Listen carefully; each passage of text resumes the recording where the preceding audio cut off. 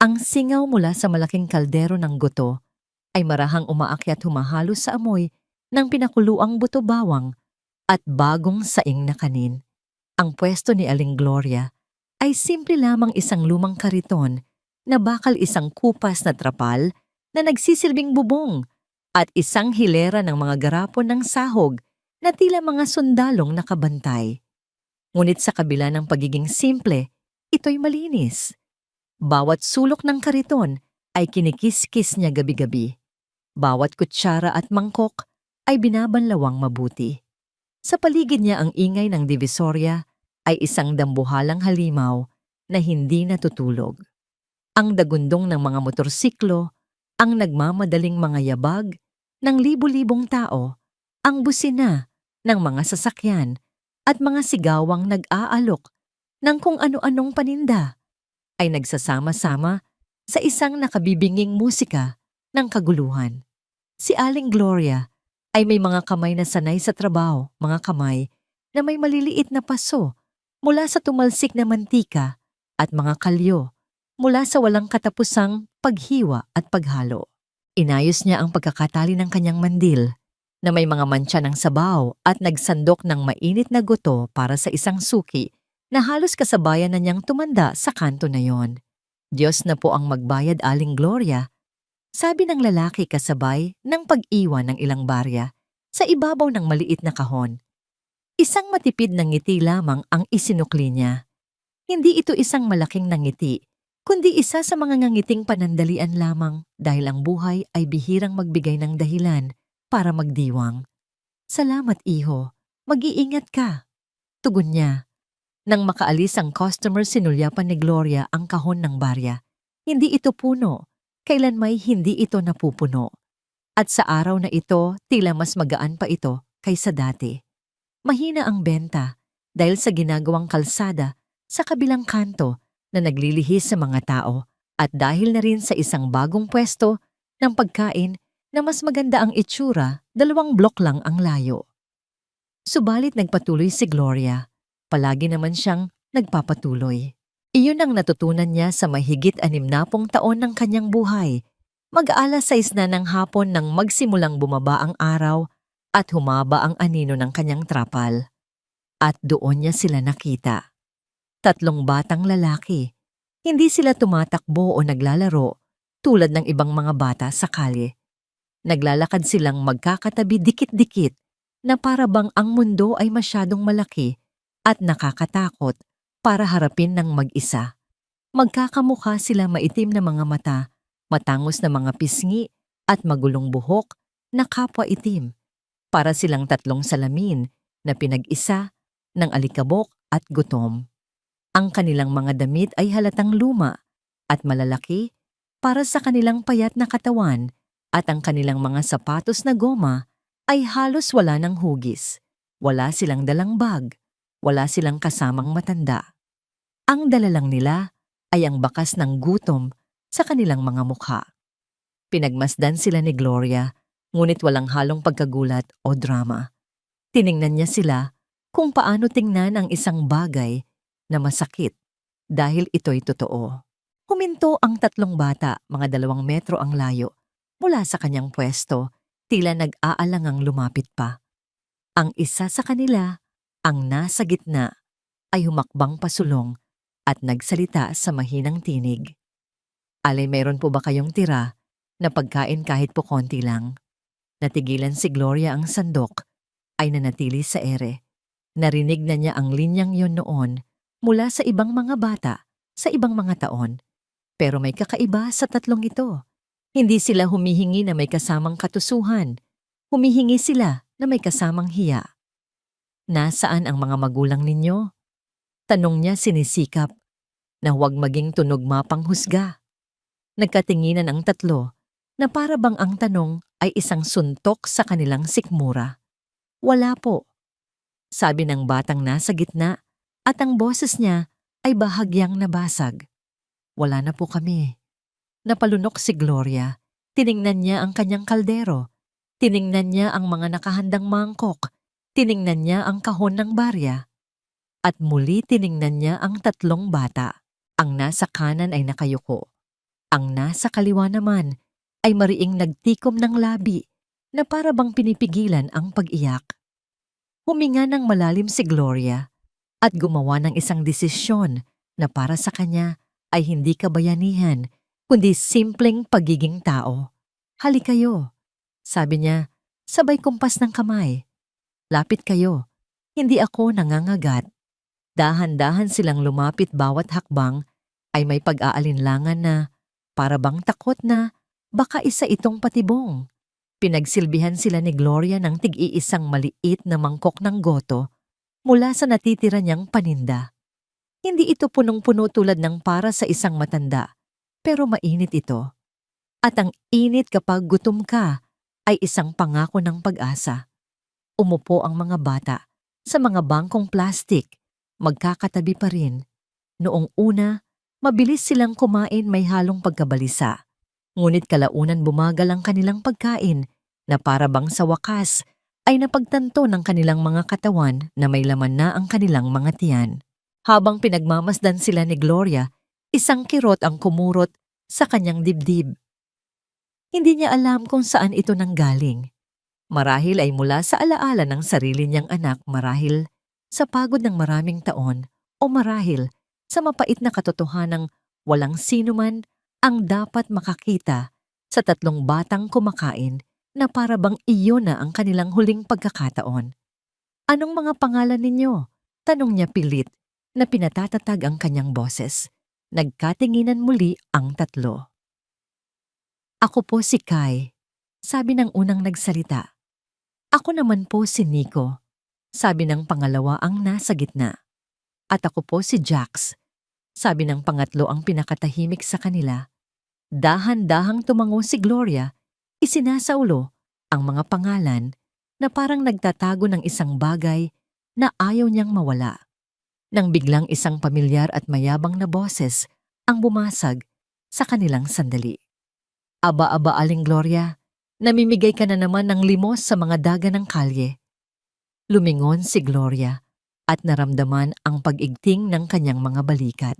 Si Kagawad Victor kasama ang dalawa nitong alalay ay papalapit.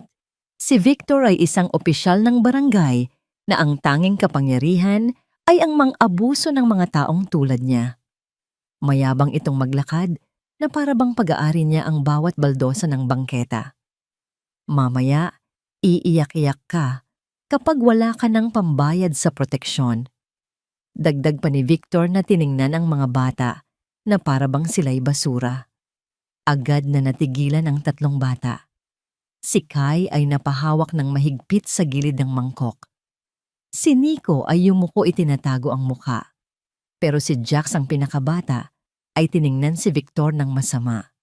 Tumayo ng tuwid si Gloria kahit pananakit ang kanyang likod. "Hindi ako nagrereklamo," mariin niyang sabi. "At kumakain sila dahil mga bata sila, hindi dahil daga sila." Isang maliit at mapanuyang tawa ang pinakawalan ni Victor. "Mapupuno ng mga palaboy ang pwesto mo," bulong niya. Tapos darating ang mga taga-inspeksyon at paalam, Gloria. Sinalubong ni Gloria ang kanyang tingin nang hindi yumuyuko. "Hayaan mong dumating sila," sabi niya. "Walang marumi dito, tanging gutom lang." Ngumiwi si Victor at umalis, ngunit ang kanyang banta ay nanatili sa hangin. Tiningnan ni Gloria ang mga bata. Si Kai ay nakatingin sa kanya na para bang hindi makapaniwala na may isang taong nagtatanggol sa kanila. Si Nico ay dahan-dahang lumulunok. Si Jax naman ay nakakuyom, ang mga munting kamao sa ilalim ng mesa. Ibinaba ni Gloria ang kanyang boses. "Sige na, ubusin niyo na yan," sabi niya. "Huwag ninyong pansinin yon." Nagkatinginan ang tatlo at sa unang pagkakataon, ang kanilang mga mata ay nagpakita ng higit pa sa gutom. Nagpakita ito ng isang maliit na pag-asa tulad ng isang aandap-andap na apoy sa gitna ng kadiliman. Hindi pa ito alam ni Gloria, ngunit sa sandaling iyon, sa pamamagitan ng tatlong mangkok ng goto at isang matapang na paninindigan, nagsimula siya ng isang bagay na babago sa takbo ng kanyang buhay. Nang matapos kumain ang mga bata, tinulungan nila si Gloria Naligpitin ang kanilang pinagkainan nang hindi niya inuutusan. Habang nagpupuna si Nico ng mesa, may sumilip mula sa kwelyo ng kanyang damit isang manipis at marumi ng kwintas na may kakaibang palawit. Nakita ito ni Gloria, isa itong maliit na metal na medalyon na may natatanging hugis, 3 tuldok o bituin na magkakadikit. Natigilan si Gloria. Ang simbolo na yon, nakita na niya ito dati, hindi sa kalye, kundi sa isang lugar na hindi nababagay sa mga batang palaboy. Isang lumang anunsyo sa dyaryo na ipinakita sa kanya ng isang kapitbahay maraming taon na ang nakalipas. Isang pamilyang desperadong naghahanap. Iho, malumanay niyang sabi, saan mo nakuha yung kwintas mo? Agad na hinawakan ni Nico ang dibdib na para bang pinoprotektahan ito. Sa akin po ito, sabi niya puno ng pag-iingat. Dati ko pa po itong suot. Napalunok si Gloria. Bago pa kayo mapunta sa kalye. Tumango si Nico. Sina Kai at Jax ay lumapit na para bang ang kwintas ay isang sagradong bagay. Lahat po kami mayroon. Sabi ni Kai, bahagyang ibinaba ang kwelyo ng kanyang damit para ipakita ang sa kanya. Ganoon din ang ginawa ni Jax. 3 magkakaparehong kwintas. 3 magkakaparehong simbolo. Naramdaman ni Gloria ang malakas na kabog sa kanyang dibdib. Hindi ito ordinaryo. Hindi ito nabibili sa bangketa. Ito ay simbolo ng isang taong may pera, o may pamilya o may lugar, kung saan nagpapagawa ng mga bagay na magkakapareho para sa 3 batang magkakamukha. Muli niyang tiningnan ang simbolo at isang bagay sa kanyang alaala, ang gumalaw na parang isang kinakalawang na pinto. 3 magkakaparehong bata, isang nawawalang pamilya, at isang logo sa sulok ng anunsyo. Ang logo ng 3 bituin. Naramdaman ni Gloria na nanlamig ang kanyang mga kamay. Ano po yon, Nay? Tanong ni Jax. Napansin ang biglaang pagkaseryoso ng kanyang mukha. Huminga ng malalim si Gloria, pilit na itinatago ang kanyang pagkataranta. Wala, iho, sabi niya. Ngunit ang boses niya ay hindi sumunod. Ang simbolo lang na yan. Hindi iyan ordinaryo. Isang pahiwatig ng panganib ang biglang gumapang sa kanyang puso. Isang panganib na mas malaki pa kaysa sa gutom o kay Kagawad Victor. At sa gitna ng ingay ng Divisoria, isang lihim ang nagsimulang magparamdam, dala ng 3 bituin na kumikinang sa kabila ng dumi at hirap. Ang tanong ni Aling Gloria ay nanatiling nakabitin sa hangin, mas mabigat kaysa sa usok mula sa kanyang kaldero. Ang simbolo lang na yan, hindi iyan ordinaryo. Napatingin ng 3 bata sa kanya, ang kanilang mga mata ay puno ng pagtataka at bahagyang takot. Si Nico na siyang tinanong ay lalong hinigpitan ang hawak sa medalyon sa kanyang dibdib. Para sa kanya, hindi iyon isang simpleng palamuti. Iyon ang nag-iisang koneksyon niya sa isang buhay na hindi na niya matandaan. Hindi po namin alam. Mahinang sagot ni Kai, ang pinakamatanda sa 3. Basta po mula nang magkamalay kami, suot na po namin ito. Lagi pong sinasabi sa amin na, huwag naming iwawala. Dagdag ni Jax, ang kanyang boses ay halos pabulong. Ang kanyang tingin ay matalim na, para bang sinusuri niya ang bawat reaksyon sa mukha ni Gloria. Sa kanilang 3, siya ang pinakamaingat, ang pinakahindi nagtitiwala. Napabuntong hininga si Gloria. Nakita niya ang takot sa kanilang mga mata at alam niyang hindi niya dapat ipilit. Ano man ang kwento sa likod ng mga kwintas na yon, malinaw na ito'y isang bagay na maselan at marahil masakit. Itinabi muna niya sa kanyang isipan ang alaala ng anunsyo sa dyaryo. Sa ngayon ang mahalaga ay ang 3 gutom na batang nasa harap niya. Sige na, sabi niya, pilit na pinapasigla ang kanyang boses. Tumulong na lang kayo sa akin na magligpit ng ilang bagay dito para naman may dahilan kayong manatili. Isang maliit na ngiti ang sumilay sa labi ni Nico. Ang ideya na maging kapaki-pakinabang sa halip na isang pabigat ay tila nagbigay sa kanila ng bagong sigla. Mabilis silang kumilos. Si Kai ang nagbuhat ng mga bangkong plastik at isinalansan sa isang tabi. Si Jax ang kumuha ng basahan at pinunasan ng mesang bakal ng kariton. Si Nico naman ay inayos ang mga garapo ng sahog. Pinanood sila ni Gloria at sa sandaling iyon ang kanyang maliit na pwesto ay hindi na naging lugar ng kalungkutan, kundi isang lugar na may buhay. Ngunit ang kapayapaan sa Divisoria ay panandalian lamang. Isang matinis na sigaw ang biglang pumunit sa ingay ng palengke. Ang pitaka ko, nawawala ang pitaka ko, tulong may kumuha. Isang babaeng nakaputing bestida ang naghihisyos palingalinga ang kanyang mukha ay puno ng pagkataranta. Agad na nagkumpol-kumpol ang mga tao, tulad ng mga langgam na naaakit sa asukal. At mula sa gitna ng mga usisero, lumitaw si Kagawad Victor na tila isang buwitreng nakaamoy ng sariwang karne. Anong nangyari dito? Tanong niya, ang kanyang boses ay malakas at puno ng pekeng awtoridad. Ang pitaka ko, Kagawad, dito lang sa tabi ko kanina. Iyak ng babae. Ang mga mata ni Victor ay agad na lumibot at huminto sa pwesto ni Aling Gloria. Isang masamang ngiti ang gumuhit sa kanyang mga labi. Ito na ang pagkakataong hinihintay niya. Dahan-dahan siyang lumapit, ang kanyang mga alalay ay nakasunod sa likuran. Sandali, sabi ni Victor, itinaas ang isang kamay para patahimikin ang mga tao. Ang kanyang tingin ay diretso sa tatlong bata na ngayon ay natigilan sa kanilang ginagawa. May mga bagong mukha dito, mga batang kalye. Naramdaman ni Gloria ang panlalamig ng kanyang sikmura.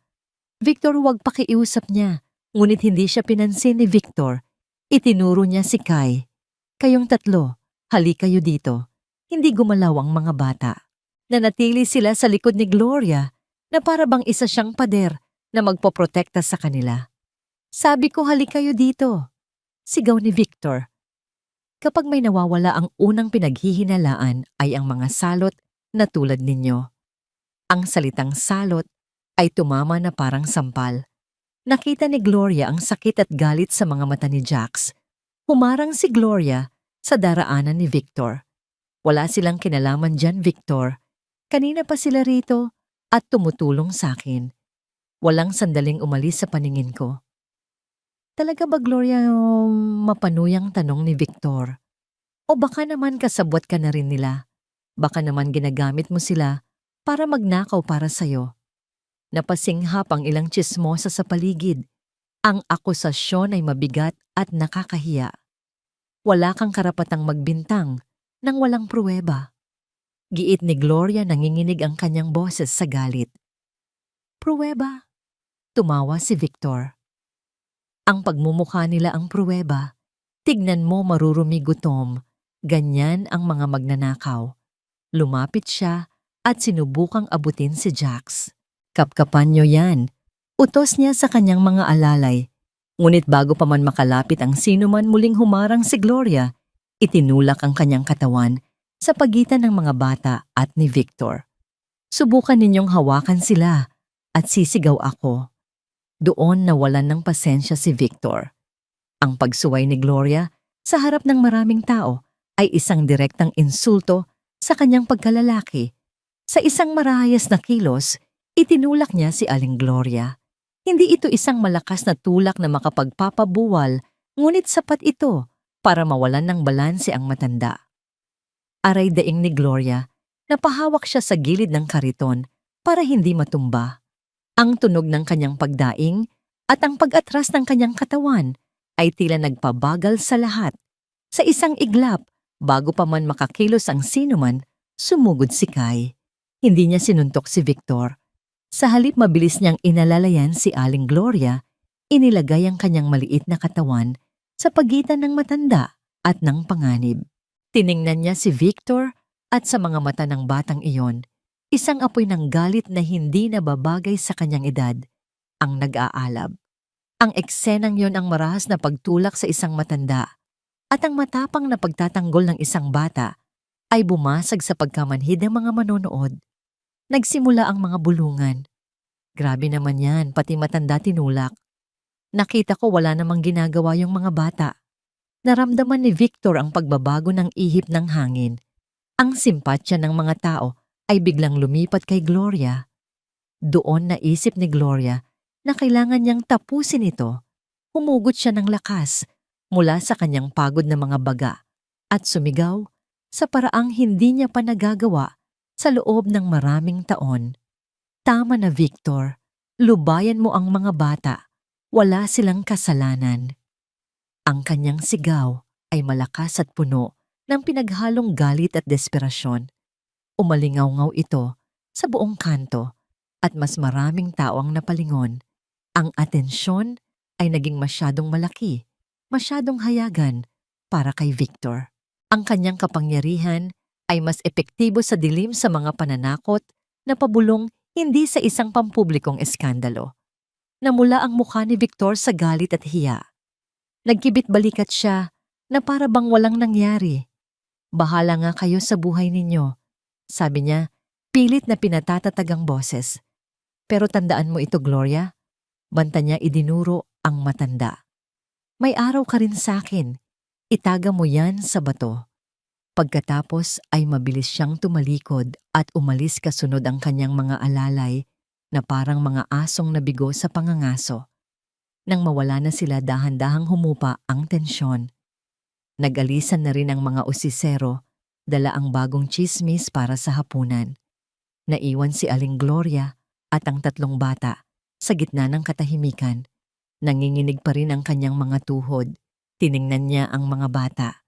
Nakatingin sila sa kanya, ang kanilang mga muka ay puno ng pag-aalala. Okay lang po kayo, Nay? Tanong ni Nico. Tumangulang si Gloria, ngunit alam niya sa kanyang puso na hindi okay ang lahat. Ang banta ni Victor ay hindi isang biro. Babalik iyon. At sa susunod, maaaring hindi na lang isang tulak ang gawin niya. Tiningnan niya ang mga bata, sina Kai, Nico at Jax. Dahil sa kanya, nasa panganib sila. Kung mananatili sila sa kalye, madali silang mahahanap at mapagbibintangan ni Victor. Ang isiping iyon ay nagdulot ng isang matinding kirot sa kanyang dibdib. Tumingin siya sa papalubog na araw, sa mga aninong unti-unting lumalamon sa Divisoria. Gumawa siya ng isa pang desisyon, mas mapanganib at mas permanente kaysa sa pagbibigay lamang ng isang mangkok ng goto. Makinig kayo. Sabi niya, ang kanyang boses ay seryoso. Hindi kayo pwedeng matulog sa kalye ngayong gabi. Nagkatinginan ang tatlo, naguguluhan. Pero saan po kami pupunta? Tanong ni Kai. Huminga ng malalim si Gloria, tinitimbang ang bigat ng kanyang mga salita. Sa akin, sabi niya, hindi malaki ang kwarto ko. Masikip, pero may bubong. At ngayong gabi, mas ligtas kayo doon kaysa dito. Isang nakabibinging katahimikan ang sumunod. Ang alok ni Gloria ay isang bagay na hindi nila inaasahan, isang alok ng tahanan kahit na pansamantala lamang. Sa wakas, si Nico ang sumagot, ang kanyang boses ay halos hindi marinig. Sigurado po kayo, baka po maging pabigat lang kami. Umiling si Gloria at sa unang pagkakataon, sa araw na yon, isang tunay at pagod na ngiti ang sumilay sa kanyang mga labi. Ang tunay na pabigat ay ang konsensya kung hindi kayo tinulungan. Sabi niya, halina kayo, bago pa tuluyang magdilim. Nagsimula siyang magtulak ng kanyang kariton palayo sa kanto na yon. Pagkatapos ng ilang hakbang, lumingon siya. Nakatayo pa rin doon ang tatlong bata, hindi makapaniwala. Ano pang hinihintay ninyo? Sabi niya. Tara na. Nagkatinginan muli sina Kai, Nico at Jax at isang desisyong walang salita ang nabuo sa pagitan nila. Dahan-dahan, nagsimula silang sumunod. Isang matandang babae na nagtutulak ng kanyang kariton at tatlong aninong sumusunod sa kanya, papalayo sa ingay at panganib ng Divisoria, patungo sa isang maliit na kwartong magiging kanilang kanlungan sa gitna ng isang mundong tila kinalimutan na sila. Ang galit ay isang laso na dahan-dahang gumagapang sa ugat. Para kay Kagawad Victor, ang laso na yon ay mas masahol pa sa alak. Nakaupo siya sa kanyang maliit at masikip na opisina sa barangay hall kinabukasan matapos ang insidente. Ang alaala ng pagtulak niya kay Gloria at ang matapang na tingin ni Kai ay paulit-ulit na naglalaro sa kanyang isipan, kasabay ng mga bulungan at mapanuring tingin ng mga tao sa palengke. Napahiya siya. At para sa isang taong tulad ni Victor, na ang tanging puhunan ay ang takot ng iba ang kahihiyan, ay isang mortal na kasalanan na kailangang pagbayaran. Kinuha niya ang kanyang luma at gasgas ng cellphone. Mayroon siyang isang numero doon na bihirang gamitin isang utang na loob mula sa isang kamag-anak na nagtatrabaho sa DSWD. Ito na ang tamang oras para singilin iyon. "Hello, Tess," sabi niya nang may sumagot sa kabilang linya. Pilit niyang ginawang malumanay at puno ng pag-aalala ang kanyang boses. Si Victor ito, pinsan. "Pasensya na sa abala. Oo, meron lang sana akong ire-report. Isang seryosong bagay." Naglakad-lakad siya sa loob ng opisina na parang isang hayop sa loob ng hawla. "Mayroon kasing matandang nagtitinda ng goto dito sa lugar namin." Oo, si Aling Gloria. Mukha siyang mabait pero nitong mga nakaraang araw, may kasama siyang 3 batang kalye. At ang masama, Tess, pinagtatrabaho niya sila. Walang bayad. Kapalit lang ng tira-tirang pagkain. Mukhang pinagsasamantalahan niya ang mga bata. Isang kasinungalingan na binalot sa manipis na tela ng katotohanan. Huminto siya nakinig sa sinasabi sa kabilang linya at isang masamang nangiti ang sumilay sa kanyang labi. "Salamat, Tess. Alam kong ikaw ang makakatulong para na rin sa kapakanan ng mga bata. Kawawa naman sila." Ibinaba niya ang tawag. Ang lason sa kanyang sistema ay nagsimulang maging isang matamis na pakiramdam ng tagumpay. Tumingin siya sa bintana, sa direksyon ng pwesto ni Gloria. "Tingnan natin kung sino ang matapang na ngayon. Matanda ka." Samantala, sa pwesto ni Gloria ang umaga ay puno ng isang bagong uri ng pag-asa. Sa unang pagkakataon sa loob ng maraming taon, hindi siya nag-iisa. Ang 3 bata na natulog sa sahig ng kanyang maliit na kwarto, gamit ang mga hiniram na banig, ay kumilos na parang matagal na silang pamilya. Si Kai, na may natural na pagiging leader, ang nag-ayos ng kanilang mga higaan. Si Nico, na palaging nakangiti, ang nagwalis sa sahig. At si Jax, kahit tahimik, ang nagbuhat ng balde ng tubig para sa paghuhugas ni Gloria. Sa pwesto, sila ang kanyang mga anino. Tumutulong sila sa pag-abot ng mga mangkok, sa pagpunas ng mesa, sa pag-aayos ng mga upuan. Hindi sila nagrereklamo. Sa katunayan, sa bawat maliit na gawain, nakikita ni Gloria ang kislap ng dignidad sa kanilang mga mata. Ang pagiging kapaki-pakinabang ay isang regalong matagal na nilang hindi natatanggap. "Aling Gloria, parang mga apo niyo na ho sila, ah," sabi ng isang suki. Ngumiti si Gloria, isang nangiting umabot sa kanyang mga mata. "Sila ang mga anghel ko." Sagot niya, isang sagot na mas totoo kaysa sa inaakala ng iba. Ngunit ang langit ay hindi palaging maliwanag. Bandang 10:00 ng umaga, isang puting van na walang marka ang huminto malapit sa kanilang pwesto. Sinundan ito ng isang mobile ng pulis. Bumaba ang 2 babae at isang lalaki na naka-uniforming vest ng DSWD. Ang kanilang mga muka ay seryoso at walang emosyon. Naramdaman ni Gloria ang biglaang paglamig ng kanyang buong katawan. Agad niyang itinago sa kanyang likuran ang 3 bata na napansin din ang pagdating ng mga dayo. Ang babaeng tila leader na may dalang clipboard ang lumapit. "Magandang umaga po. Kayo po ba? Sige nga, Gloria ko." Ako nga po." Bakit po nanginginig na tanong ni Gloria? "Kami po ay mula sa Department of Social Welfare and Development," sabi ng babae sa isang malamig at formal na tono. "Nakatanggap po kami ng report tungkol sa 3 menor de edad na nasa inyong pangangalaga at di umano'y pinagtatrabaho." Ang mga salita ay tumama kay Gloria na parang kidlat. "Ano po? Hindi po totoo yan. Mga kasinungalingan po yan. Tinutulungan ko lang po sila." Hindi nagbago ang ekspresyon ng babae. Tiningnan niya ang mga bata sa likod ni Gloria. Kailangan po naming isama ang mga bata sa aming opisina para sa verification at para masiguro ang kanilang kapakanan. Ito po ay standard procedure. Hindi. Sigaw ni Gloria, ang kanyang boses ay puno ng desperasyon. Hindi niyo sila pwedeng kunin. Wala silang ginagawang masama. Ako ang bahala sa kanila. Sabi naman ng pulis na kasama nila, sumunod na lang po kayo para hindi na lumaki ang gulo. Nagsimulang umiyak ang mga bata. Si Nico ay humawak ng mahigpit sa palda ni Gloria. Si Jax ay matalim na nakatingin sa mga taga-DSWD. Ang kanyang mga kamao ay nakakuyom. Si Kai naman ay nakatingin kay Gloria, ang kanyang mga mata ay nagtatanong puno ng takot. Parang awa niyo na po. Pagmamakaawa ni Gloria, ang luha ay nagsisimula ng mamuo sa kanyang mga mata. Pamilya ko na sila. Huwag niyo po silang ilayo sa akin. Ngunit ang sistema ay walang puso. Ito ay isang makina na sumusunod lamang sa mga patakaran, sa mga report, sa mga procedure.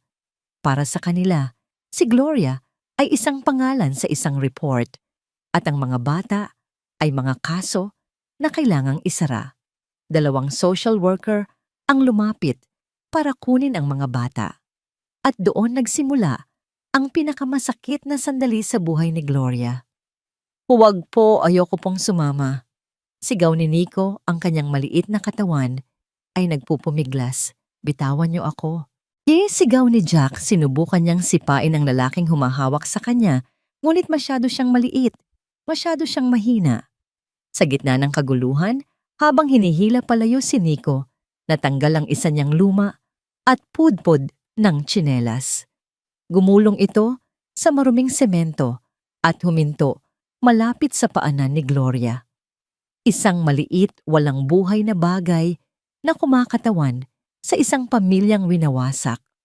Si Kai ay hindi nagpumiglas ng kasing tindi ng kanyang mga kapatid. Sa halip sa huling sandali, bago siya tuluyang maisakay sa van, tiningnan niya si Aling Gloria. Ang kanyang mga mata na puno ng luha ay naglalaman ng isang pangakong mas matibay pa sa anumang salita. Isang tingin na nagsasabing, babalik kami. Pilit na isinakay ang 3 umiiyak na bata sa puting van. Sinubukang humabol ni Gloria. Ang mga anak ko, huwag, parang awa niyo na. Tinakbo niya ang ilang metro, ang kanyang mga pagod na binti ay pilit na lumalaban. Ngunit ang van ay mabilis. Ang kanyang lakas ay naubos. Natapilok siya sa isang bato at bumagsak sa kalsada. Ang kanyang mga tuhod at palad ay sumugat sa magaspang na semento. Nakasubsob siya doon, nakatingin sa papalayong van. Ang tunog ng sirena ng pulis ay unti-unting humihina. Ang ingay ng divisorya ay tila naglaho. Ang tanging naririnig niya ay ang malakas na pintig ng kanyang dinudurog na puso. Nang sa wakas ay nawala na ang van sa paningin ng mundo, ay bumalik. Ang mga tao ay nakatingin sa kanya, ang iba'y naaawa, ang iba'y nanghuhusga. Ang kanyang pwesto na kanina lang ay puno ng buhay, ngayon ay tila isang malamig na puntod. Ang kaldero ng goto ay naroon pa, ngunit ang init ay tila ninakaw na. Dahan-dahan siyang gumapang, hindi para tumayo, kundi para abutin ang isang bagay. Ang maliit na tsinelas ni Nico, kinuha niya ito, niyakap ng mahigpit sa kanyang dibdib na para bang iyon ang pinakamahalagang bagay sa mundo. At doon sa gitna ng kanyang pagguho sa kabilang kanto, nakita niya siya. Nakatayo si Kagawad Victor, hindi gumagalaw, pinapanood ang lahat. Walang sinabi ang kanyang mga labi, ngunit ang kanyang mga mata ay sumisigaw sa tagumpay. Isang nangiting demonyo ang dahan-dahang gumuhit sa kanyang mukha, isang nangiting nagsasabing, ako ang nano. Napasobsob si Aling Gloria sa maruming semento, hawak ang nag-iisang paalala ng kanyang nawalang pag-asa, habang ang kanyang mga hikbi ay nilalamon ng walang pakialam na ingay ng isang mundong muling nag-iwan sa kanya. Nang mag-isa, 15 taon, isang mahabang panahon na kayang magpabago ng anyo ng isang syudad magpatayo ng mga bagong gusali at maglimot sa mga lumang kwento. Ngunit para kay Aling Gloria, ang 15 taon ay isang araw lamang na inulit-ulit ng siyem 475 na beses. Isang araw ng paggising bago sumikat ang araw, pagtutulak ng mabigat na kariton, pagpapakulo ng goto at pagtitinda sa parehong kanto sa ilalim ng parehong kupas na trapal. Ang mga guhit sa kanyang mukha ay mas lumalim tila mga mapa ng bawat pagsubok na kanyang pinagdaanan. Mas lalong nakukuba ang kanyang likod, binibigatan ng mga taon ng pagtatrabaho at ng isang kalungkutang hindi kailanman naghilom. Ang kanyang mga galaw ay mas mabagal na mas maingat, ngunit ang kanyang mga mata, ay ganoon pa rin. Mayroong pagod, ngunit mayroon ding isang aandap-andap na pag-asa na hindi kayang patayin ng panahon. Ang kanyang pwesto ay isang monumento ng katatagan sa gitna ng nagbabagong divisorya. Ang ingay ay mas lumakas, ang mga tao ay mas dumami, ngunit ang amoy ng goto ni Aling Gloria ay nanatiling isang pamilyar na halimuyak sa kanto na yon. Si Kagawad Victor ay hindi na lamang isang simpleng kagawad. Siya na ngayon ang barangay chairman. Dumagdag ang kanyang timbang at ang mga gintong alahas sa kanyang mga daliri at leeg. Ang kanyang kapangyarihan na dati ipinapakita lamang sa pamamagitan ng mga banta ay naging isang organisadong sistema ng paniningil. Ang proteksyon na dati pabulong niyang hinihingi ay naging isang opisyal na barangay development fee na sa pilitang kinokolekta ng kanyang mga alipores linggo-linggo. Walang sino man ang nangangahas na tumutol. Para kay Gloria, ang bawat pagdaan ni Victor o ng kanyang mga tauhan ay isang paalala ng araw na yon. Ang araw na winasak ang kanyang munting pamilya. Gabi-gabi bago matulog, mayroon siyang isang ritual. Mula sa ilalim ng kanyang papag, kinukuha niya ang isang maliit at gasgas na kahon ng sapatos. Sa loob nito ay ang kanyang mga kayamanan, ang luma at pudpod na tsinelas ni Nico. Isang maliit na bato na hugis puso na ibinigay sa kanya ni Jax at isang guhit sa isang pirasong papel, 3 figura ng tao na parang patpat sa tabi ng isang kariton ng goto gawa ni Kai. Hinahaplos niya ang mga ito isa-isa at sa katahimikan ng kanyang kwarto, kinakausap niya sila. "Kumusta na kaya kayo mga anak ko?" Bulong niya sa hangin. "Sana'y nasa mabuti kayong kalagayan. Sana'y hindi kayo nagugutom. At sana'y magkakasama pa rin kayo." Sa 15 taon, walang araw na hindi sumagi sa isip niya ang tanong, ano na ang nangyari sa kanila? Sinubukan niya silang hanapin noong mga unang buwan. Nagpunta siya sa DSWD sa iba't ibang ampunan na narinig niya, ngunit ang sagot ay palaging pareho. "Hindi po namin pwedeng ibigay ang impormasyon. Hindi po kayo direktang kamag-anak. Ang sistema ay isang pader na hindi niya kayang gibain." Isang hapon, habang nag-aayos siya ng kanyang mga paninda, lumapit sa kanya si Eileen, isang mas batang tindera ng prutas sa kabilang pwesto. Aling Gloria, ang laki na naman ng kinuha ni chairman. Reklamo ni Eileen, bakas ang inis sa kanyang mukha. Para na tayong nagtatrabaho para sa kanya. Isang pagod na ngiti lang ang isinukli ni Gloria. Ganyan talaga ang buhay, Hija. Minsan kailangan nating yumuko para hindi maputulan ng ulo. Paano ninyo natitiis ito? Aling Gloria, araw-araw. Tumingin si Gloria sa malayo sa mga taong nagdaraan. Dahil wala tayong pagpipilian. Mahina niyang sagot. At dahil may mga bagay na mas mahalaga kaysa sa pera. Ang mga bagay na nasa loob ng kanyang kahon ng sapatos. Ang amoy ng Lysol at lungkot ang sumalubong sa kanila. Ang siksikan at maingay na ampunan ay isang bagong uri ng impyerno. Agad silang pinaghiwalay. Si Kai bilang pinakamatanda ay dinala sa dormitoryo ng mga kuya, sina Nico at Jax, dahil mas bata ay sa ibang dormitoryo. "Hindi magkakapatid kami, sama-sama kami." Sigaw ni Kai, pilit na kumakawala sa pagkakahawak ng isang house parent, ngunit ang kanyang lakas ay hindi sapat. Jax Nico. Nakita niya ang takot sa mga mata ng kanyang dalawang kapatid habang hinihila sila papalayo. Iyon ang unang gabi sa loob ng maraming taon na natulog silang magkakahiwalay. At sa gabing iyon, sa kani-kanilang mga kama, tahimik silang umiyak yakap-yakap ang kanilang mga kwintas na may 3 bituin. Ngunit ang kanilang pagkakaisa ay hindi basta-basta masisira. Pagkatapos ng 1 linggo, natutunan nila ang sistema ng ampunan. Gabi-gabi, kapag tulog na ang lahat, si Kai ay dahan-dahang tumatakas mula sa kanyang dormitoryo. Nagtatago siya sa mga anino, umiiwas sa mga nagrorondang gwardiya para lang makarating sa likod ng kusina. Doon sa ilalim ng isang bintanang may sirang rehas, naghihintay na sina Nico at Jack. "Anong plano, kuya?" tanong ni Nico isang gabi nanginginig sa lamig. "Magpapalakas tayo." Sagot ni Kai, ang kanyang boses ay puno ng determinasyon na hindi nababagay sa isang bata. "Mag-aaral tayo. At pagdating ng araw, tatakas tayo dito. Hahanapin natin si Aling Gloria at babalikan natin ang lahat ng kinuha sa atin." Hinawakan nilang 3 ang kanilang mga kwintas. Ang pangako ay pangako. Bulong ni Jax, "Hanggat suot natin to, iisa pa rin tayo." Iyon ang naging kanilang sumpaan, isang lihim na nagbigay sa kanila ng lakas para harapin ang bawat araw ng kalungkutan sa loob ng ampunan. Kasalukuyan, ang alaala ay parang isang alon na muling humampas sa isipan ni Gloria. Napapikit siya.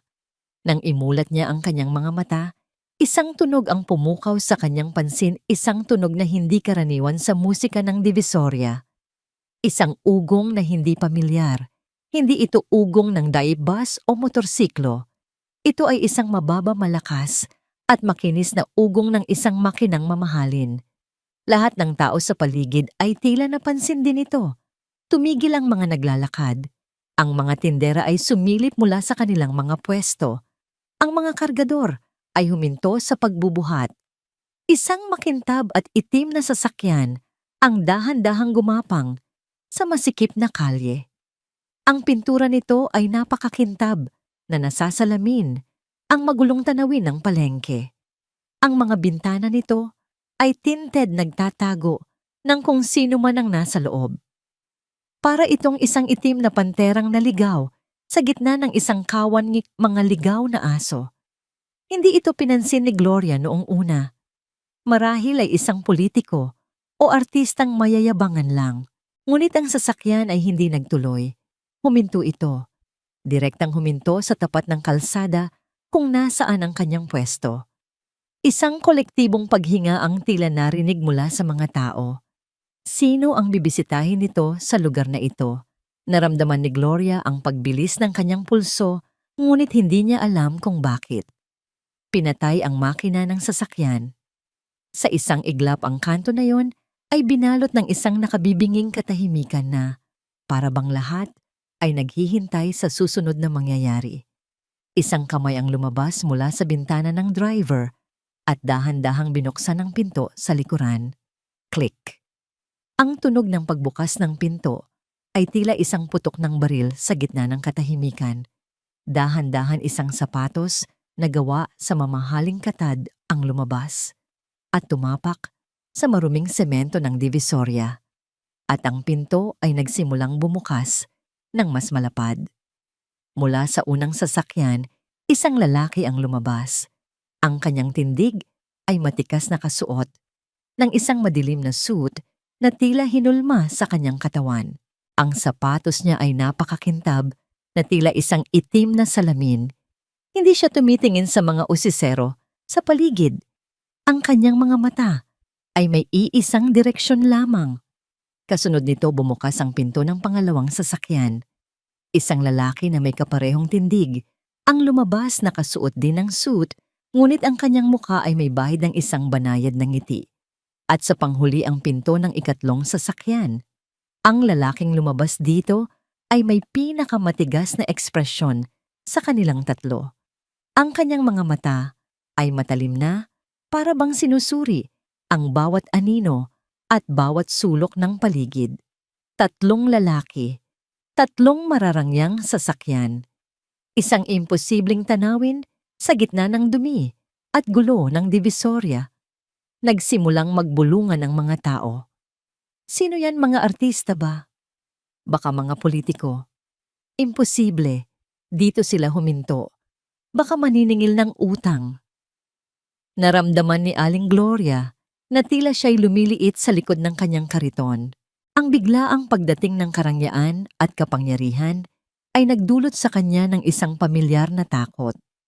Sa kanyang karanasan, ang mga ganitong bagay ay laging may dalang gulo. Ibinaba niya ang kanyang tingin, napahiya sa kanyang maruming mandil, sa kanyang mga kamay, na may kalyo sa kanyang buong buhay na tila isang lumang basahan kumpara sa kanila. Nagsimulang maglakad ang tatlong lalaki. Bawat hakbang nila ay sabay-sabay may bigat at layunin. Hindi sila nagmamadali, hindi sila mayabang. Naglalakad sila na parang mga haring bumabalik sa isang kahariang matagal nilang iniwan, at ang kanilang mga mata ay nakatuon lamang sa isang bagay, ang maliit at kupas na pwesto ng guto ni Aling Gloria. Huminto sila sa harap mismo ng kariton. Ang amoy ng kanilang mamahaling pabango ay humalo sa amoy ng sabaw at bawang. "Magandang hapon po," sabi ng lalaking nasa gitna. Ang kanyang boses ay malumanay, ngunit may bigat. Nanginginig na itinaas ni Aling Gloria ang kanyang tingin. Hindi niya sila magawang titigan ng diretso sa mata. "Ano po ang maipaglilingkod ko sa kanila?" Nauutal niyang sabi. Ang lalaking nasa gitna ay bahagyang yumuko para magpantay ang kanilang mga mata. Sa malapitan na nakita ni Gloria ang emosyon sa mga mata nito, isang emosyong pilit na itinatago sa likod ng isang seryosong mukha. "Hindi niyo na po kami natatandaan?" tanong niya, at sa tanong na yon, tila huminto ang pag-ikot ng mundo ni Gloria. Pinagmasdan niyang mabuti ang mukha nito, isang estranghero, isang binatang nasa kasagsagan ng kanyang lakas, isang lalaking hindi niya kailanman nakita. Sinubukan niyang hanapin ang bakas ng isang bata sa anyo ng isang lalaki, ngunit nabigo siya. 15 taon ang bumura sa lahat ng palatandaan. Umiling siya, ang kanyang puso ay nagsisimulang kumabog ng malakas sa pagkalito. Nakita ng lalaki ang pagkabigo sa kanyang mga mata. Mula sa ilalim ng kanyang suit, dahan-dahan siyang naglabas ng isang bagay. Isang manipis na kadenang pilak. At sa dulo nito, nakabitin ang isang pamilyar na simbolo. 3 bituin na magkakadikit. Itinaas niya ito, hinayaang sumayaw sa hangin, kumikinang sa ilalim ng papalubog na araw. Kasabay nito, ang lalaking nasa kanan niya ay naglabas din ng kaparehong kwintas. At ganoon din ang ginawa ng lalaking nasa kaliwa. 3 magkakaparehong simbolo itinaas sa harap ng isang matandang babaeng hindi makapaniwala. Ang hangin ay tila ninakaw mula. "Nay, aalis na po tayo dito." Mariin ngunit magalang na sabi ni Nico, hinawakan ng siko ni Aling Gloria. Nataranta si Gloria.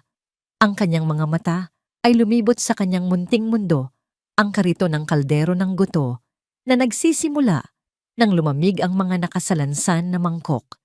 Ito ang kanyang buhay sa loob ng halos 30 taon. Paano niya ito basta na lang iiwan? Pero ang mga gamit ko, ang paninda, kami na po ang bahala sa lahat, tiniyak ni Kai. Kumuha siya ng isang makapal na pligo ng pera mula sa kanyang wallet at iniabot ito kay Eileen, ang tindera ng prutas, na kanina pa tahimik na nanonood.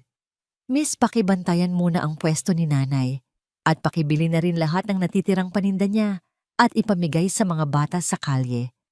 Huwag kang mag-alala, may sobra pa yan para sa'yo." Napatulala si Eileen sa dami ng pera. Tumango na lang siya, hindi makapagsalita. Iginiya ng 3 kapatid si Aling Gloria palayo sa pwesto. Ang mga tao sa paligid ay humawi na, para bang nagbibigay daan sa isang prosesyon. Naiwan si Chairman Victor sa gitna ng daan, ang kanyang pekeng na ngiti ay naglaho na at napalitan ng isang anyo ng pagkalito. at hindi maitagong galit. Ang kanyang biktima sa loob ng 15 taon ay inaagaw mula sa kanyang teritoryo at wala siyang magawa. Sumakay sila sa sasakyan ni Nico. Nang isara ang pinto, ang nakabibinging ingay ng Divisoria ay biglang naglaho na palitan ng isang marangyang katahimikan. Napasandal si Gloria sa malambot na upuang katad. Ang amoy sa loob amoy ng bagong sasakyan at banayad na pabango ay ibang-iba sa amoy ng mantika pawis at alikabok na kanyang kinagisnan. Tumingin siya sa bintana at pinanood ang mabilis na pagliit ng kanyang kanto hanggang sa ito'y naging isang maliit na tuldok na lamang. Walang nagsalita habang bumibiyahe sila.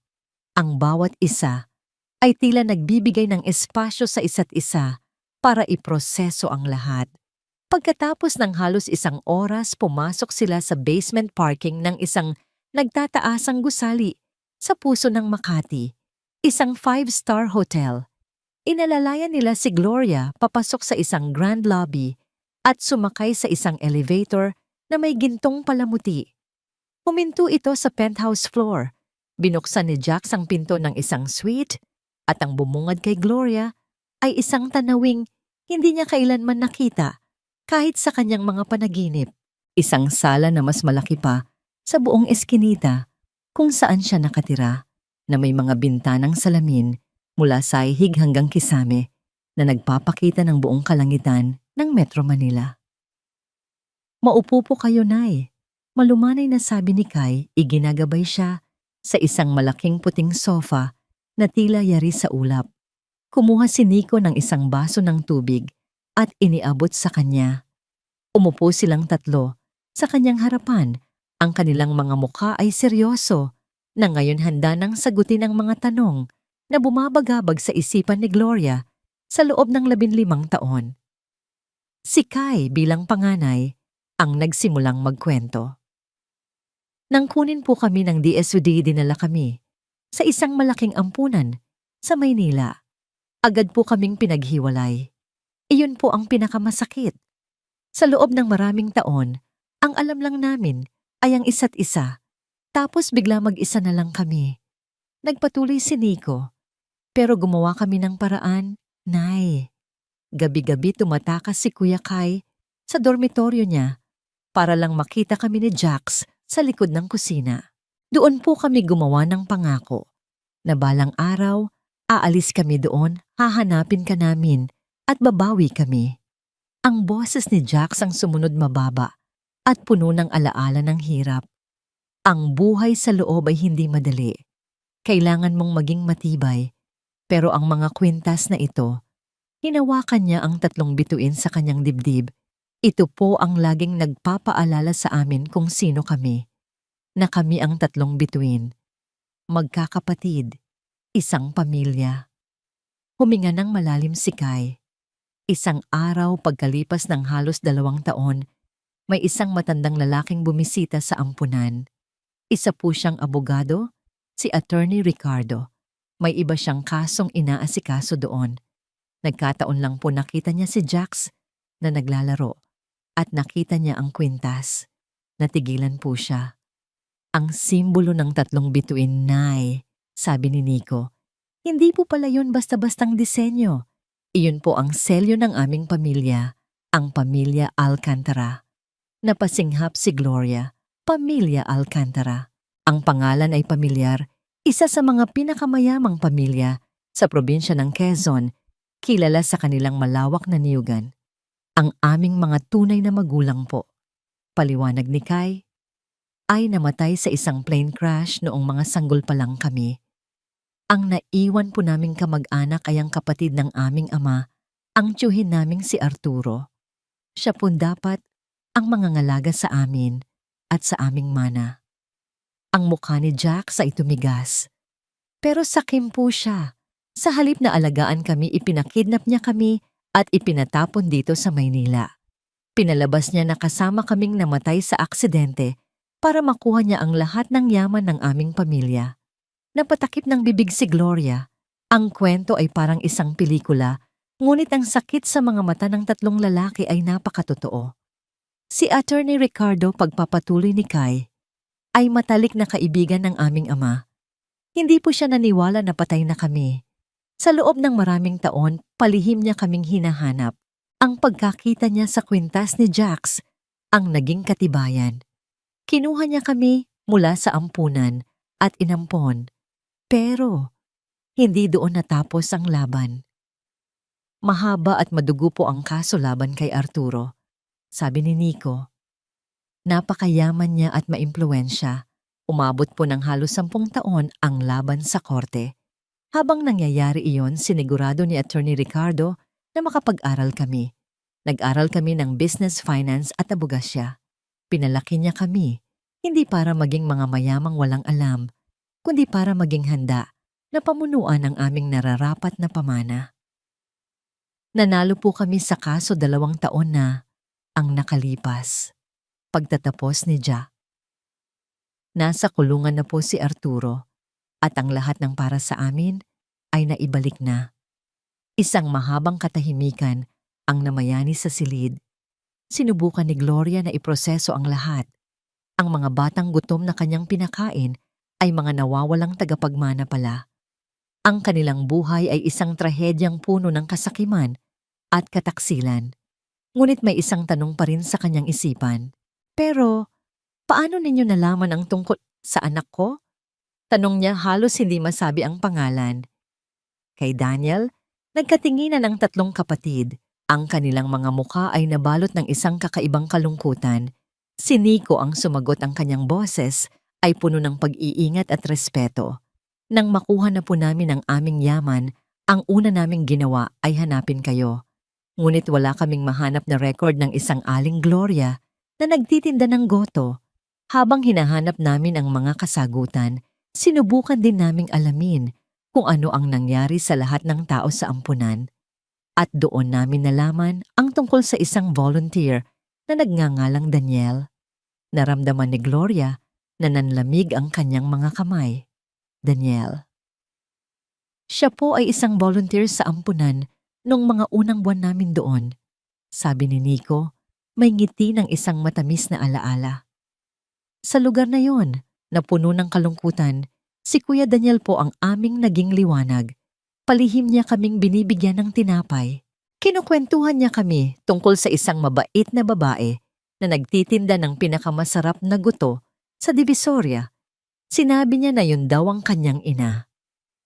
Ang luha ay muling dumaloy sa mga pisngi ni Gloria, ngunit ngayon, ito'y luha ng pagkamangha at sakit. Nawalan po kami ng kontak sa kanya nang bigla siyang huminto sa pagvo-volunteer. Akala namin nakahanap na siya ng mas magandang trabaho. Malungkot na sabi ni Kai. Pagkalipas po ng maraming taon, nang may kakayahan na kami hinanap namin siya, natagpuan po namin siya sa isang charity ward ng isang pampublikong ospital. May malubha po siyang sakit sa baganay. Sabi ni Nico, ang kanyang boses ay basag. Pero naabutan po namin siya at nakilala niya kami. Ikinuwento niya ang lahat. Kung paano niya kayo hinanap, pero nabigo kung paano siya nagsisisi sa kanyang pag-alis at kung paano niya kami tinulungan dahil sa inyo. Dahil sa kabutihan na itinuro ninyo sa kanya. Bago po siya pumanaw, sabi ni Jax, kinuha ang isang lumang sobre mula sa loob ng kanyang coat. Ang papel ay naninilaw na at tupi-tupi. May iniwan po siya para sa inyo. Nanginginig ang mga kamay ni Gloria habang inaabot ang sulat. Ang sulat kamay sa labas ng sobre. Sulat kamay iyon ng kanyang anak. Dahan-dahan niyang binuksan ito. Ang mga salita sa loob ay tila sumasayaw sa gitna ng kanyang mga luha. Mga salita ng pagsisisi ng pangungulila at ng walang hanggang pagmamahal. Isang paalam na hindi niya kailanman natanggap. Nang matapos niyang basahin, niyakap niya ang sulat sa kanyang dibdib. Ang sakit ng pagkawala ay naroon pa rin, ngunit sa unang pagkakataon, mayroon na itong kapayapaan. Tiningnan niya ang 3 lalaki sa kanyang harapan, ang kanyang mga nawawalang bata, na ngayon ay mga lalaki na ang mga naging tulay para sa huling mensahe ng kanyang sariling anak. Salamat, hikbi niya. Maraming salamat. Umiling si Jax, ang kanyang mga mata ay nag-aalab sa isang bagong determinasyon. Hindi pa po ito tapos na eh. Ang kwento po namin ni Kuya Daniel ay pareho. Pareho kaming biktima ng mga sakim na tao. At ang taong nagdulot ng lahat ng paghihirap ninyo, ang taong nag-umpisa ng paghihiwalay natin. Si Victor. Hindi lang po ang hustisya para sa amin ang ipaglalaban namin, Nay. Dagdag ni Kai, ang kanyang boses ay matatag na parang bakal. Babawiin din po natin ang hustisya para sa inyo at para sa alaala ni Kuya Daniel. Ang pag-atake ni Chairman Victor ay hindi naghintay ng matagal. Kasing bilis ng pagkalat ng apoy sa tuyong damo, ang kwento tungkol kay Aling Gloria at sa kanyang mga milyonaryong bisita ay naging usap-usapan sa buong Divisoria. Ngunit ang kwento ay hindi na tungkol sa isang masayang pagkikita. Sa tulong ng mga bayarang tsismosa at mga peking account sa social media na pinapatakbo ng mga tauhan ni Victor, ang naratibo ay naging madilim at mapanganira. Narinig niyo ba? Yung matandang Gloria ginamit lang daw ang awa natin.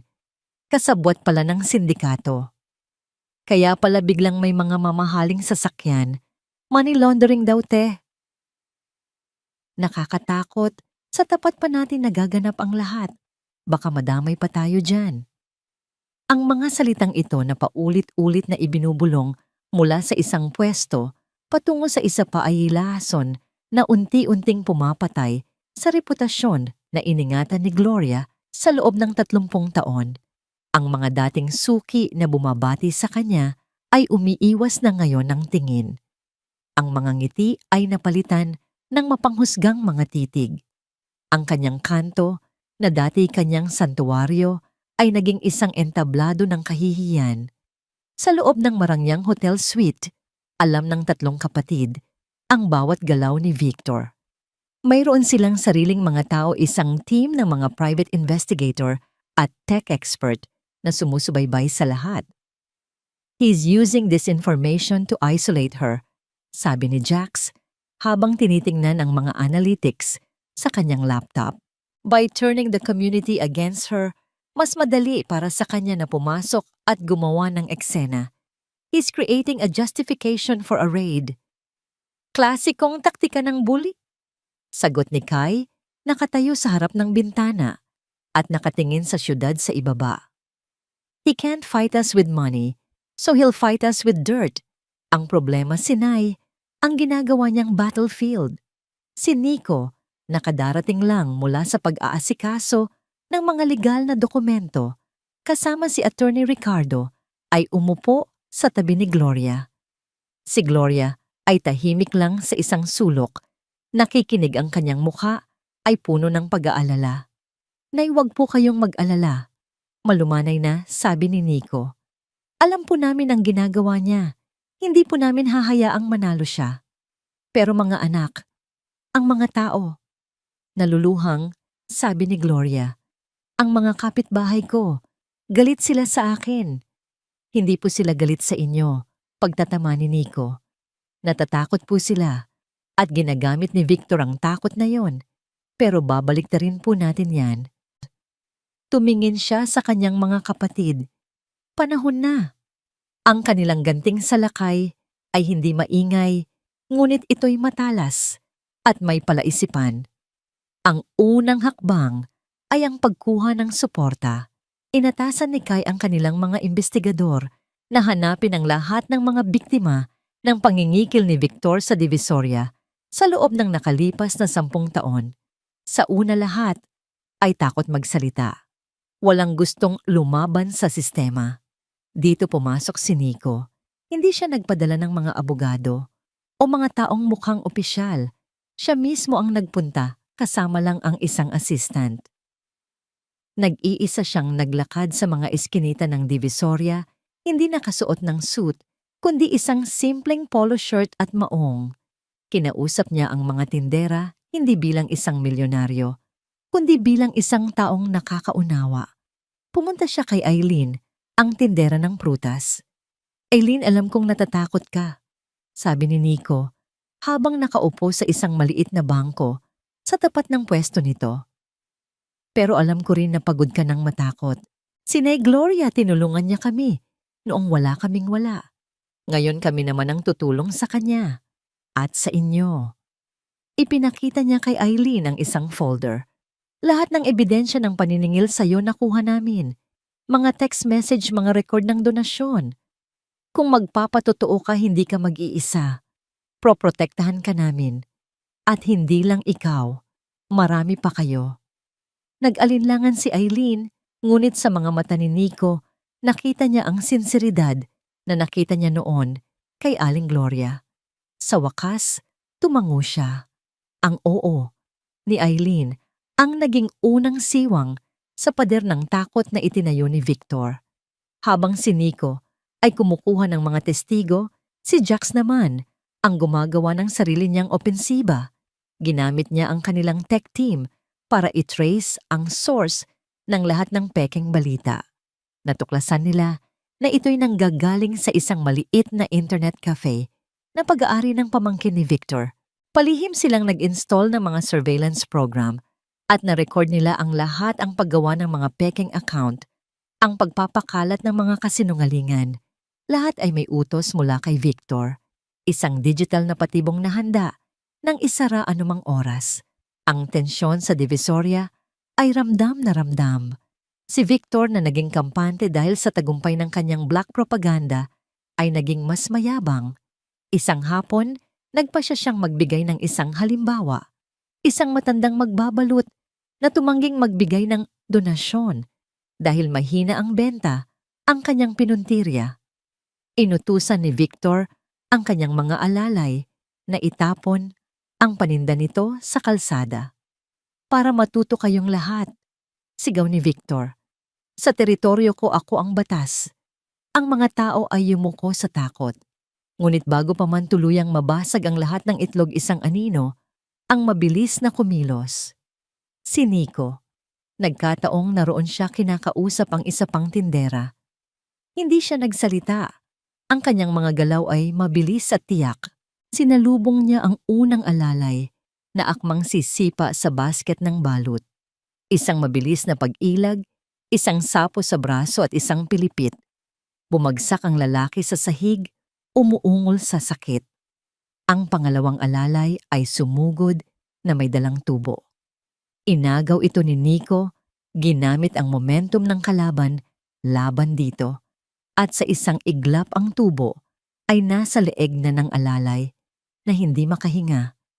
Ang lahat ay nangyari sa loob lamang ng ilang segundo. Tahimik, walang sigaw, walang yabang. Tanging ang dalisay at epektibong pagpapakita ng lakas. Tumayo si Nico sa gitna ng dalawang nakahandusay na tauhan ni Victor. Tiningnan niya si Victor na ngayon ay namumutla at hindi makapaniwala. Ang teritoryo mo, malamig na sabi ni Nico, ay teritoryo ng mga taong naghahanap buhay ng marangal. At hindi ka batas dito, isa ka lang magnanakaw. Pagkatapos ay yumuko siya pinulot ang ilang natirang balut at iniabot ito pabalik sa matandang lalaki kasama ang isang makapal na pligo ng pera. Para po sa nasira lolo at para sa isang linggong pahinga ninyo. Tumingin siya sa mga taong nakapaligid na ngayon ay nakatingin sa kanya nang may paghanga at bagong pag-asa. Tapos na ang panahon ng takot, sabi niya. Pagkatapos ay tumalikod siya at naglakad palayo iiwanan si Victor na nanginginig sa galit at sa isang bagong damdamin na matagal na niyang hindi naramdaman takot. Nang gabing iyon, sa kanyang opisina, nagwawala si Victor. Nagbabasag siya ng mga gamit. Ang publikong kahihiyan ay mas masahol pa sa una. Tapos na ang malumanay na laro. Kinuha niya ang kanyang telepono at tinawagan ang isang mataas na opisyal sa City Hall na may utang na loob sa kanya. Mayor, Victor ito. Sabi niya pilit na pinapakalma ang sarili. May malaki akong problema dito. Pero may solusyon ako. Kailangan ko ng full-scale na raid. Oo, malakihan. May impormasyon ako. tungkol sa isang malaking sindikato ng organized crime na nag-ooperate sa isang pwesto ng goto. Ibinaba niya ang tawag. Isang desperadong ngiti ang gumuhit sa kanyang muka. Kung hindi niya kayang talunin ang mga ito sa lakas o sa pera, dadalhin niya ang buong bigat ng korap na sistema laban sa kanila. Ang pwesto ni Aling Gloria ang simbolo ng kanilang pagkakaisa ang kanyang gigibain. Ito na ang kanyang huling baraha. Ang umaga ay dumating na may dalang kakaibang bigat sa hangin. Ang karaniwang ingay ng Divisoria ay tila mas mahina na parabang ang buong palengke ay nagpipigil ng hininga. Ang balita tungkol sa ginawang pagtatanggol ni Nico sa magbabalut ay kumalat na at ang mga tao ay nahati. Ang iba'y humahanga sa tapang, ang iba'y natatakot sa tiyak na ganti ni Chairman Victor. Sa kanto ni Aling Gloria ang pwesto ay bukas, ngunit hindi siya ang nagtitinda.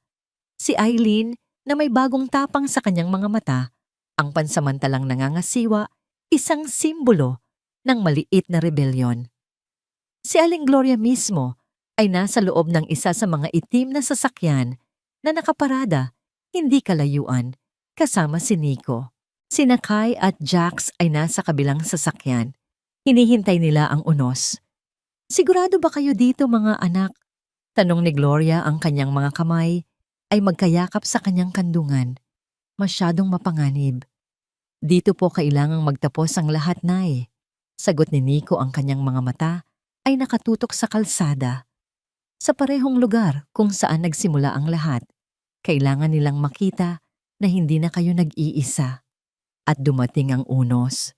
Bandang 9:00, dalawang malaking van ng pulis at isang mobile ng City Hall Task Force ang biglang pumasok sa eskinita. Ang kanilang mga sirena ay umuungol, naghahatid ng gulat at takot sa lahat. Mula sa mga sasakyan, bumaba ang hindi bababa sa 20 unipormadong pulis at mga tauhan ng City Hall na may dalang mga crowbar at martilyo. Ang kanilang kilos ay mabilis at agresibo. Sa gitna ng lahat, bumaba mula sa isang magarang SUV si Chairman Victor. Nakasuot siya ng puting polo na may selyo ng City Hall. Ang kanyang muka ay puno ng pagmamalaki at kapangyarihan. Ito ang kanyang hukbo. Ito ang kanyang paghihiganti. "Attention!" Sigaw niya gamit ang isang megapono. Ang kanyang boses ay pinalakas at nakatatakot. Isinasagawa ng opisina ng City Hall. Sa tulong ng kapulisan ang oplan linis, lahat ng mga ilegal na istruktura at mga pugad ng kriminalidad sa lugar na ito ay gigibain. Ang kanyang mga mata ay direktang tumama sa pwesto ni Aling Gloria. At uumpisahan natin. Diyan. Nagsimulang kumilos ang demolition team papalapit sa maliit na kariton. Ang mga tao ay napaatras. Ang iba'y naglabas ng cellphone para i-video ang pangyayari. Ang iba'y yumuko sa takot. Si Eileen ay namutla, ngunit hindi siya umalis sa kanyang pwesto sa harap ng kariton. "Wala kayong karapatan." Sigaw ni Eileen, nanginginig ang kanyang boses. "May permit kami." "Permit?" Tumawa ng malakas si Victor. "Ang permit ninyo ay basura. Ito." Itinaas niya ang isang dokumento na may mga magagarang selyo, ay isang cease and desist order mula mismo sa opisina ng mayor. Ang lugar na ito ay isang public nuisance at front ng organized crime, gibain yan. Itinaas ng leader ng demolition team ang kanyang crowbar. Ang bakal ay kumislap sa ilalim ng araw. Ang puso ni Aling Gloria ay tila hihinto sa pagtibok. Ngunit bago pa man bumagsak ang crowbar, hinto. Ang boses ay hindi malakas, ngunit ito'y puno ng awtoridad na tila kayang magpatigil ng isang bagyo. Hindi ito nanggaling sa megapono. Nanggaling ito sa isang lalaking biglang lumitaw sa pagitan ng demolition team at ng pwesto. Si Kai. Nakatayo siya doon, kalmado, nakasuot ng isang perpektong suit na tila hindi nababagay sa dumi at gulo ng eksena. Sa kanyang likuran lumitaw sina Nico at Jax na tila mga aninong gwardiya. Natigilan si Victor, hindi niya inaasahan ito. Anong ginagawa ninyo dito? Huwag kayong makialam. Ito ay isang opisyal na operasyon. Gumiti. Si Kai isang nangiting hindi umabot sa kanyang mga mata. Official Chairman, sigurado ka ba dyan? Itinaas ni Kai ang kanyang sariling dokumento, isang makapal na papel na may selyo ng korte. Dahil ang hawak ko ay isang Temporary Restraining Order TRO na pirmado ng isang Regional Trial Court Judge. Nakasaad dito na anumang demolisyon o operasyon laban kay General Gloria Alcantara at sa kanyang ari-arian ay ipinagbabawal hanggat hindi naririnig ang aming petisyon. Ang salitang Alcantara ay nagdulot ng isang matinis na tunog sa tenga ni Victor. Ang apelyido. Ginamit nila ang apelyido. Anong kalokohan yan? Nauutal na, sabi ni Victor. Peke yan. Gusto mong subukan, hamon ni Kai. Ang pagsuway sa isang court order ay contempt of court. Gusto mo bang madagdagan ang kaso mo? Kasabay nito mula sa likuran ng tatlong kapatid, isang matandang lalaki na may dalang itim na briefcase ang lumapit. Ang kanyang tindig ay kagalang-galang. Ito si Attorney Ricardo. Chairman Victor Porani. Formal na, sabi ni Attorney Ricardo. Ako si Attorney Ricardo Alfonso, ang legal counsel ng pamilya Alcantara. Ipinapaalam ko sa iyo na ang dokumentong hawak ng kliyente ko ay legal at may bisa. At bilang karagdagan, naglabas si Attorney Ricardo ng isa pang set ng mga dokumento. Ito naman ay isang kopya ng kasong isinampa namin kaninang umaga sa Office of the Ombudsman laban sa iyo at sa ilang opisyal ng City Hall.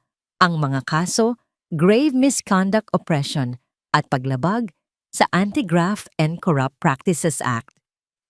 Kung ang TRO ay isang sampal ang mga kaso sa Ombudsman, ay isang suntok sa sikmura ni Victor. Namutla siya. Ang mga pulis at demolition team ay nagkatinginan, hindi alam kung ano ang gagawin. Ang kanilang operasyon ay biglang naging isang legal na bitag. Ngunit hindi pa tapos ang sorpresa. Biglang mula sa kabilang kanto, dalawang itim na van ang mabilis na pumarada.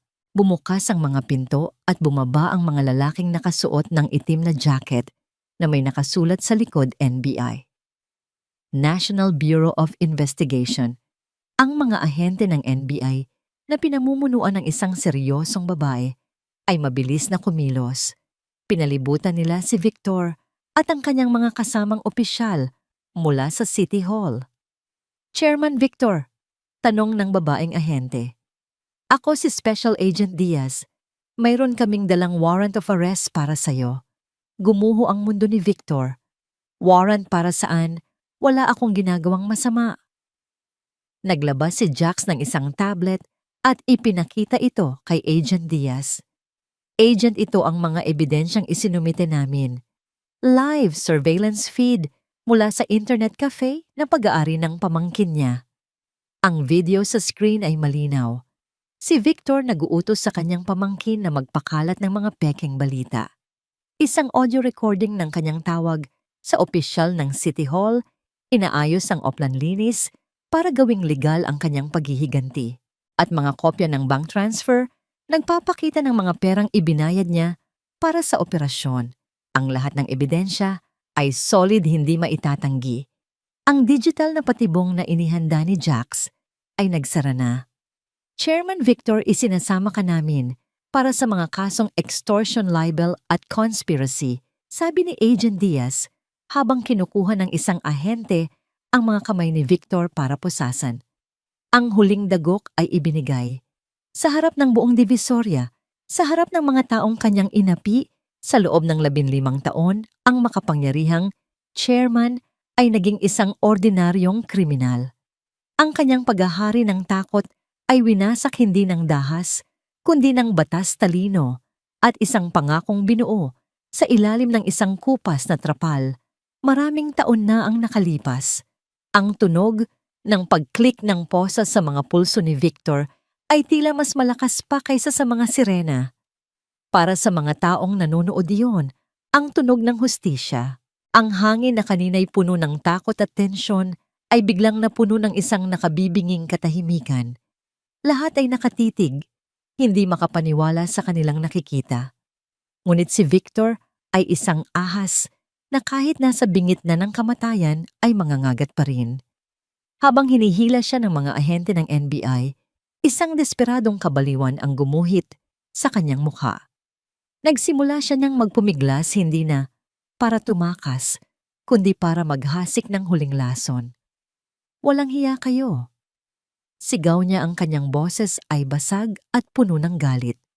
Ang kanyang tingin ay direktang tumama kay Aling Gloria na dahan-dahang lumalabas mula sa sasakyan. Inaalala yan ni Nico. Kasalanan mo, tumatanda ka. Ikaw ang punot dulo mong lahat ng ito. Nagpupumiglas siya, pilit na lumalapit. Huwag kayong maniwala sa kanya. Isa siyang mapagpanggap. Isang manggaganso. Ginamit niya ang mga batang ito. Siya ang utak ng lahat. Siya ang nagplano ng lahat para makuha ang pera nila.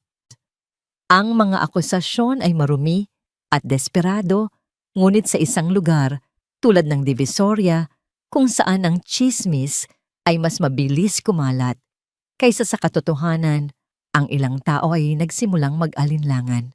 Nakita ito ni Kai. Jax ngayon na. Tumango si Jax at nagbigay ng hudyat sa isang lalaking nakatayo sa di kalayuan. Biglang isang malaking LED screen sa gilid ng isang kalapit na gusali na karaniway nagpapalabas ng mga advertisement ay nag-iba ng palabas. Nag-flash dito ang logo ng isang kilalang news network at lumitaw ang mukha ng isang sikat na investigative journalist. Isang live broadcast. Ang mga kamera na kanina papalihim na nakapwesto sa iba't ibang anggulo ay nagsimula ng umire. Magandang umaga, narito po kami live sa Divisoria. Sabi ng journalist sa screen kung saan isang malaking operasyon ng NBI ang kasalukuyang nagaganap.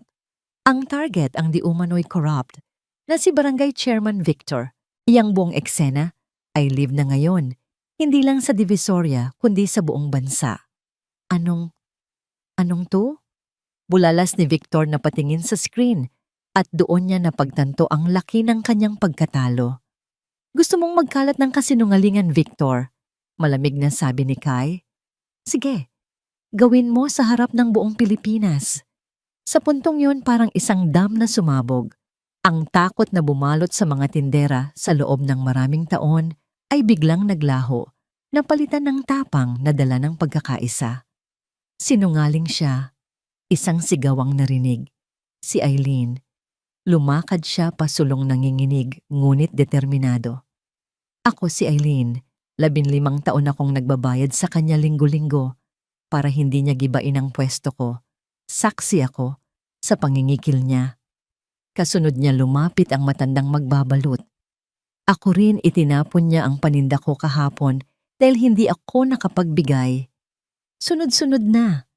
Isa-isang lumapit ang mga tindera, ang mga kargador, ang mga ordinaryong tao. Bawat isa ay may dalang kwento ng pang-aapi. Pinatawan niya ako ng multa na walang resibo. Pinagbantaan niya ang pamilya ko. Ang anak niya binubugbog ang anak ko pero wala siyang ginawa. Ang kalsada ay naging isang biglaang korte. Ang mga biktima na dati tahimik ay naging mga matatapang na testigo. Ang mga kamera ay walang tigil sa pag-record. Ang mga ahente ng NBI ay nakikinig. Si Victor ay napalibutan na ngayon hindi lang ng mga ahente, kundi ng mga mukha ng mga taong kanyang sinaktan. Ang kanyang kapangyarihan ay tuluyan ng gumuho. Ang natira na lang ay ang desperasyon ng isang hayop na nasukol. Sa isang huling biglaang pagsabog ng lakas, kumawala siya sa pagkakahawak ng isang ahente. Sa halip na tumakbo palayo, sumugod siya. Hindi papunta kay Kai o sa mga ahente. Sumugod siya papunta sa pinakamahinang target. Papunta kay Aling Gloria. Ikaw papatayin kita. Sigaw niya, ang kanyang mga mata ay nanlilisik sa kabaliwan. Ang kanyang plano, hawakan si Gloria bilang hostage, isang huling desperadong pagtatangka. Ang lahat ay nangyari nang napakabilis. Sumigaw ang mga tao. Ang mga ahente ay kumilos para humabol, ngunit may isang mas mabilis. Si Jax, mula sa gilid sumibad siya na parang isang bala. Ang kanyang katawan ay puno ng pinaghalong galit at proteksyon. Sinalubong niya ang sumusugod na si Victor. Hindi niya ito sinuntok. Sa halip ginamit niya ang momentum ni Victor. Isang mabilis na pagyuko, isang sapo sa balikat at balakang, at isang malakas na pag-angat. Ang malaking katawan ni Victor ay binuhat at ibinalibag sa semento na tila isa lamang sako ng bigas. Isang malakas na kalabog. Ang umalingaw-ngaw sinundan ng isang pag-ungol ng sakit mula kay Victor. Nakahandusay si Victor sa lupa, hindi makagalaw ang hangin, ay nawala sa kanyang mga baga. Nakatayo si Jax, sa ibabaw niya ang kanyang dibdib ay umaakyat baba sa tindi ng emosyon, ang kanyang mga mata ay nag-aalab. Tahimik ang lahat. Pagkatapos isang bagay na hindi inaasahan ang nangyari. Si Aling Gloria, na kanina'y nanginginig sa takot, ay dahan-dahang lumakad palapit. Ang kanyang muka ay hindi na nagpapakita ng takot. Ito'y nagpapakita ng isang bagay na mas malalim ang tapang ng isang taong wala nang natitirang ikakatakot. Dumaan siya sa tabi ni Jax. Tumingin siya sa nakahandusay na si Victor, ang lalaking naging bangungot niya sa loob ng 15 taon. Walang salita. Kinuha niya ang isang tabo ng tubig mula sa drum na ginagamit ni Eileen para sa paghuhugas ng prutas. Malamig na tubig. Itinaas niya ito. Ang kanyang mga kamay na dati nanginginig ay matatag na ngayon at ibinuhos niya ang buong laman nito sa mukha ni Victor. Splash! Ang malamig na tubig ay tila gumising hindi lang kay Victor, kundi sa lahat ng nanonood. Para yan! Sabi ni Aling Gloria, ang kanyang boses ay kalmado ngunit matigas na parang bato. Sa 15 taon ng takot ko, para sa bawat gabing hindi ako makatulog, para sa bawat pisong kinuha mo sa akin, at para sa 3 batang inilayo mo sa akin. Hindi siya sumigaw, hindi siya nagmura. Ang kanyang mga salita ay mas matalas, mas mabigat kaysa sa anumang sigaw. Sa isang iglap, ang katahimikan ay binasag. Hindi ng sigaw, kundi ng palakpakan. Nagsimula sa iisang tao, tapos 2, tapos 10. Hanggang sa ang buong kanto, ang buong divisorya, ay umalingaw-ngaw sa tunog ng palakpakan. Nagpapalakpakan sila para sa hustisya. Nagpapalakpakan sila para sa katapangan. Nagpapalakpakan sila para sa isang matandang tindera ng goto na sa wakas ay nanindigan. Hinila na ng mga ahente ng NBI ang basang-basa at talunang si Victor. Ang mga kamera ay patuloy sa pag-ere, isinasahimpapawid sa buong mundo ang pagbagsak ng isang maliit na hari. Lumapit ang 3 kapatid kay Aling Gloria. Niyakap nila siya, hindi na para protektahan, kundi para magdiwang. Sa gitna ng kanilang yakap, sa gitna ng palakpakan at ng mga flash ng kamera, isang kabanata ng kanilang buhay ang tuluyan